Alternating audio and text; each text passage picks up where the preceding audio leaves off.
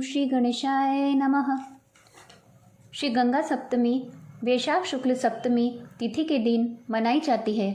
पौराणिक आख्यानों के अनुसार जब कपिल ऋषि के श्राप द्वारा राजा सगर के 60,000 पुत्र भस्म हो गए थे, तो उन्हें मुक्ति दिलाने के लिए सगर के वंशज राजा भगीरथ ने कठोर तपस्या की।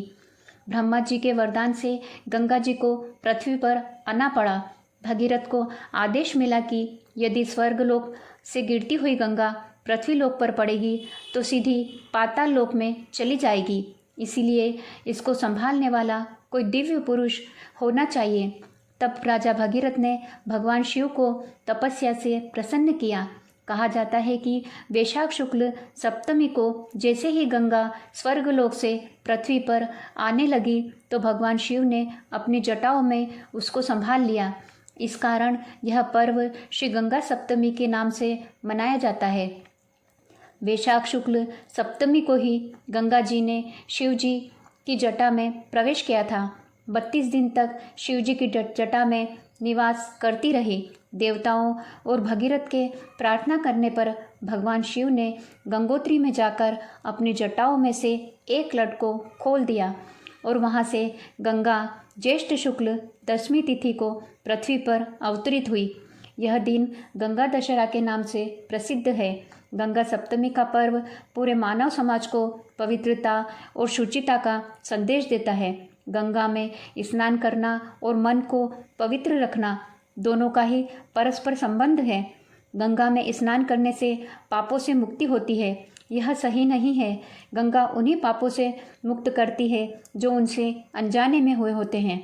जानबूझकर किए गए पाप कर्म गंगा में स्नान करने पर भी समाप्त नहीं होते। पुराणों में गंगा जी ने स्वयं कहा है कि मैं केवल उस व्यक्ति के पाप हरती हूँ जो उससे अनजाने में हुए हैं। उनके अनजाने में किए हुए पापों को मैं नष्ट कर देती हूँ। गंगा सप्तमी का दिन अनजाने में हुए पापों का प्रायश्चित करने का दिन होता है। इस दिन प्रातःकाल उठकर गंगा में स्नान करें। गंगा जी जाने का अवसर प्राप्त न हो तो घर में ही अपने स्नान के जल में थोड़ा सा गंगा जल मिलाकर स्नान करें। इसके पश्चात माता गंगा की प्रतिमा के सामने अथवा प्रतीकात्मक रूप से ध्यान करते हुए घी का दीपक जलाएं और अपने पितरों की मुक्ति की प्रार्थना करते हुए माँ गंगा को नमन करें। इससे घर में हमेशा सुख समृद्धि बढ़ती है। कहा जाता है कि गंगा सप्तमी का व्रत करने से पुत्र की प्राप्ति होती है। इस व्रत का आरंभ गंगा सप्तमी से करना चाहिए। यदि गंगा स्नान न कर सके और घर में गंगा जल भी न हो तो आओ गंगा हर हर गंगे कहते हुए स्नान करना चाहिए। ऐसा करने से गंगा जी में स्नान करने से जो पुण्य फल प्राप्त होता है वैसे ही पुण्य फल की प्राप्ति होती है। अगर आपको कहानी पसंद आई हो तो मेरे चैनल को सब्सक्राइब करना ना भूलें। धन्यवाद।